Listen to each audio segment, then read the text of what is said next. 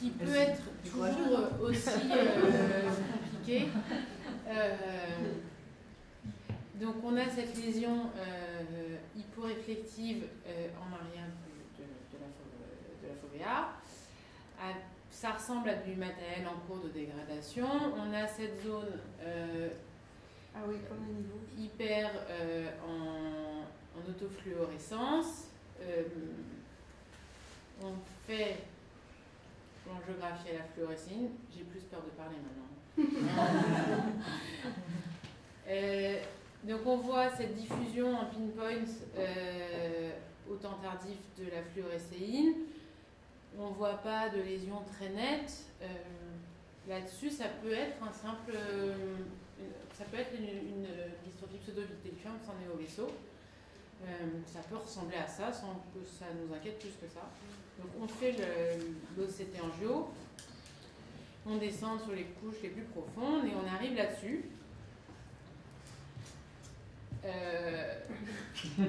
En tête de méduse, cette image, on l'a considérée comme étant un néovaisseau.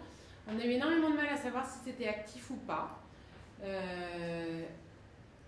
parce que peu de petites ramifications autour, mais on a trouvé cette lésion hyper à flux élevé dans les couches de la courbe capillaire. Donc en faisant l'ICG, par contre, là, ce qu'on voit, c'est cette zone-là qui est douteuse, mais pareil, on aurait très bien pu... c'est pas typique d'une plaque néovasculaire comme ce qu'on a en DMLA. Le centre, c'est plus autour, le problème, et au centre, c'est pas du tout homogène, c'est assez hypo.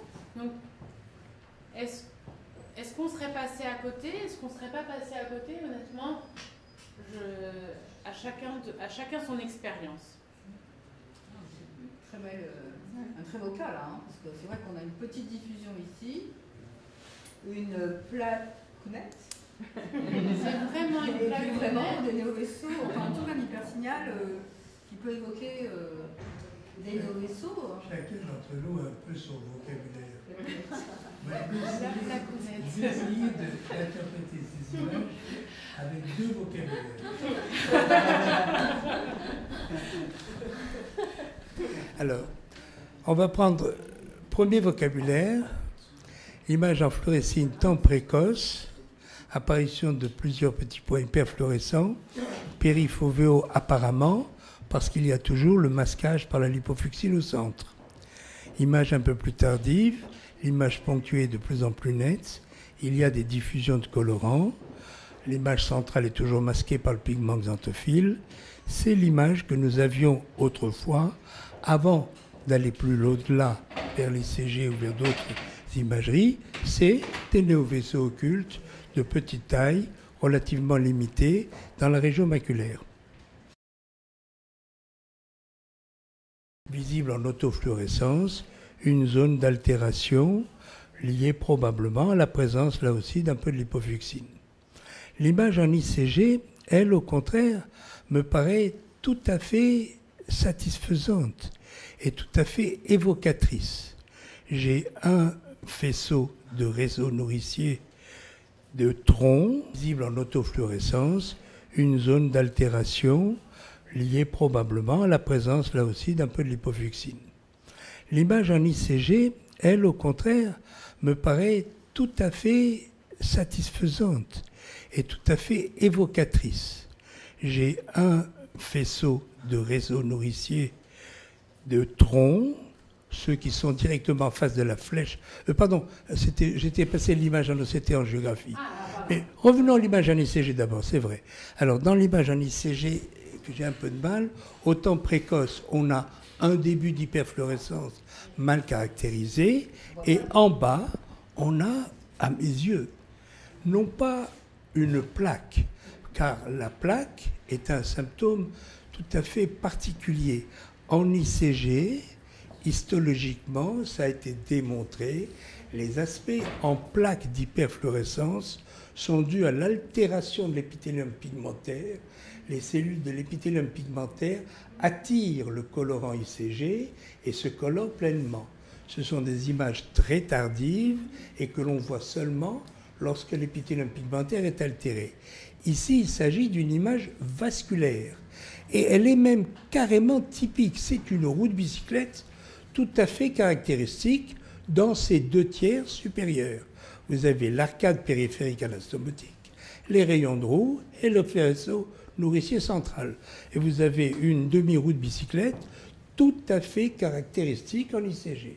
Elle est démonstrative que cette lésion-là, où les néovaisseaux sont occultes en fluorescéine, deviennent visibles et bien dessinés en ICG.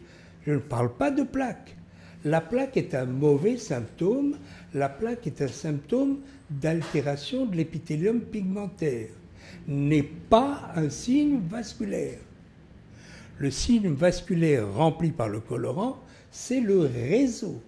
Il ne faut pas employer le mot de plaque, il faut employer le mot de réseau. Et ici, nous avons bien un réseau très visible, confirmé d'une manière magnifique par l'OCT angiographie à ce niveau de segmentation. Car l'image n'est pas plane. Autant les vaisseaux rétiniens sont sur des zones horizontales, superficielles, médianes ou profondes, autant les réseaux choroïdiens de néovaisseaux sont des buissons. Ce n'est pas plan. Et chaque section ne nous en donne qu'une partie. Quelle partie voyons-nous? Nous voyons le vaisseau nourricier, celui qui est là au centre. Nous le voyons afférent. Et à son extrémité supérieure, au niveau de la roue de bicyclette et des ectasies que nous voyons ici, nous voyons une forêt de petites anastomoses localisées. C'est la zone active à ce niveau de segmentation. À un autre niveau de segmentation, on aurait d'autres aspects, plus ou moins actifs, mais à ce niveau de segmentation, nous avons ça, qui correspond exactement à ça, et qui correspond ici à la partie supérieure. Et donc nous avons une concordance parfaite entre l'autofluorescence, la fluo, l'ICG et l'OCT, petit réseau de néovaisseaux, occulte en fluorescéine, visible en ICG, et avec une partie quiescente et une partie active en OCT angiographie. Nous avons bien, à mon sens, l'ensemble du diagnostic et on arrive exactement... Pardon, excusez-moi. Je ne voulais pas vous faire de mal, vous le savez. Nous arrivons exactement au même diagnostic. Alors, c'est logique. Sur notre étude, il y avait une concordance quasiment parfaite entre ce qu'on trouvait en ICG, en angiographie à la fluorescéine et en angio-OCT. Néanmoins, les images ne sont pas toujours facilement interprétables. On aimerait tous avoir un monsieur Gabriel Coscas dans notre poche pour nous aider à interpréter la majorité de nos clichés et savoir quoi faire de nos patients. Mais en dehors du lundi où il est à Créteil, moi je suis embêtée. Donc il faut trouver d'autres solutions et c'est vrai qu'il faut une connaissance et une sémiologie assez fine pour pouvoir dire là-dessus, ou en tout cas une certaine confiance en ce qu'on sait sur l'ICG, pour pouvoir dire c'est un néovaisseau, bien évidemment qu'il est là, mais il n'est pas si facilement mis en évidence par la majorité d'entre nous, alors que là-dessus, bon, il n'y a pas grande question à se poser, on le voit, il est net. Donc, je suis d'accord avec vous, encore heureux qu'il y ait une concordance entre toutes nos images. On est d'accord, le but c'était pas de dire que l'ICG et l'angiographie étaient bonnes à mettre à la poubelle, bien au contraire, mais ça nous donne une autre manière et une plus de souplesse ou de facilité pour interpréter nos images et retourner sur notre ICG secondairement et dire, bah là en fait oui c'était bien une image de néovaisseau, j'étais pas sûre de moi, mais l'angio-OCT m'aide à appuyer ce que j'ai trouvé en ICG. Donc on est quand même content. Quelque chose qui nous gêne un petit peu, Ah. qui est intéressant On va y pour aller. nous de regarder, c'est que quand on regarde l'image en OCT, en géographie, on s'aperçoit que le background tout autour n'est pas au même plan. Non. Ce n'est pas la faute de l'appareil, ce n'est pas la faute du médecin, c'est la faute des possibilités de segmentation et du fait que la lésion elle-même, accompagnée d'un soulèvement cérébraux plus ou moins important, obéit à différents niveaux. Ce n'est pas une concavité parfaite de sphère, et donc nous aurons des images différentes. Regardez tout ce qui est ici entre 11h et 13h n'a pas du tout le même lacis que ce qui est entre 5h et 7h. C'est un lacis complètement différent, un réseau de vaisseaux différent, donc c'est un niveau de coupe différent qui intéresse des couches de la choriocapillaire et de la choroïde différentes.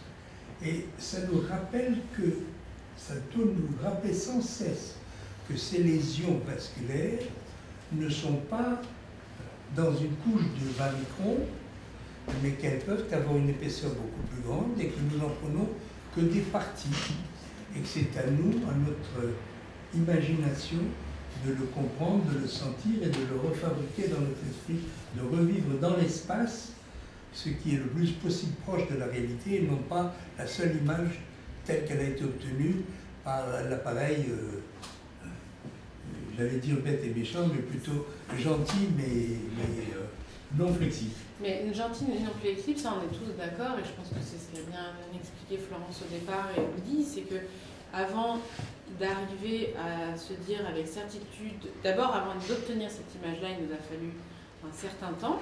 Ça veut dire que pendant plusieurs semaines, plusieurs mois, on avait une interne qui était derrière la machine et qui a appris à utiliser cette machine et à essayer de comprendre ce qu'on pouvait en retirer. Et il nous reste encore plein de cas, et ce que va vous présenter Anne juste après en est un bon exemple, où on a un lacis qui a l'air d'être un peu différent de tout ce qu'il y a autour, mais pour autant, on a toujours énormément de mal à dire si c'est des néovaisseaux ou pas. Et effectivement, cette image, on doit l'interpréter au vu des autres modes d'imagerie, et d'où l'intérêt du multimodal, et du temps que ça va prendre aussi. Et après, la surveillance, le traitement, le test thérapeutique va nous aider, mais c'est tous ces éléments-là qui vont nous aider à arriver à un diagnostic qui peut être très limite et un peu compliqué. Et c'est en ça que dans la pseudo-vitelliforme, c'est un argument supplémentaire pour essayer de comprendre un peu ce qu'il y a en dessous, alors qu'on a tout ce matériel qui nous gêne terriblement. Donc oui, ce n'est pas la seule réponse, ce n'est pas ça qui va vous donner à lui tout seul votre diagnostic, mais par contre, ça va vous aider et ça va vous orienter plus facilement et de façon plus visuelle parfois que sur une angiographie standard. En tout cas, c'est mon expérience. Est-ce que tu as un cas à nous montrer? Non, là, je crois que j'ai plus de cas, j'avais juste le petit écho-message, mais en fait, c'est la même chose que ce que vous avez dit. J'ai 3 mini-questions. Le néo-vaisseau vient là pour absorber le matériel pseudo-vitellin, ou c'est deux choses complètement non concomitantes? Enfin, pour moi, c'est pas Il n'y a pas une concomitant. relation de cause à effet? Il y a du matériel, la manière dont je le comprends, Oui. qui est probablement je suis électrophysiologiste à la base. Donc, il y a ce matériel. Du coup, il y a une zone de souffrance avec une rétine qui est pathologique de base, et qu'au milieu de cette zone pathologique se crée un néovaisseau. C'est une deuxième pathologie qui s'ajoute à ça sur un terrain fragilisé. D'accord. Sur la coupe en haut à Mais gauche, peut-être que monsieur... Une tentative de cicatrisation qui échoue et qui se traduit en fait par une complication. Toutes nos cicatrices sont tout d'abord vasculaires avant d'arriver à une régression. Il y a une cicatrice stable. Et dans ce cas, il y a une tentative de cicatrisation par production fibrovasculaire, vasculaire et fibreuse, qui échouent et qui s'aggravent par des complications successives. Sur la coupe en haut à gauche, vous mettriez le flocculus de néovaisseau où? Et est-ce qu'on pourrait rêver qu'on pourrait faire une angiographie à la fluorescéine ou au verderocyanine et en regardant le produit sur une coupe comme ça sur la coupe en OCT qui est en haut. OCTB. Sur la coupe en Ça OCT existe, ça? Sur la coupe en OCT qui est en haut. Oui. Vous avez un tout petit décollement de l'épithélium pigmentaire plat. Lorsque les néovaisseaux apparaissent, les néovaisseaux se trouvent à la face profonde de l'épithélium pigmentaire provenant de la choroïde à travers la membrane de bouche. Ultérieurement, ils peuvent traverser l'épithélium pigmentaire. Mais il faut bien se rendre compte que ce que nous voyons sur l'image en face, délicatement dessiné, est d'abord considérablement plus agrandi que ce que vous avez sur l'image en haut, et que le volume des néovaisseaux lumens reste toujours relativement faible par rapport au volume de l'exsudation.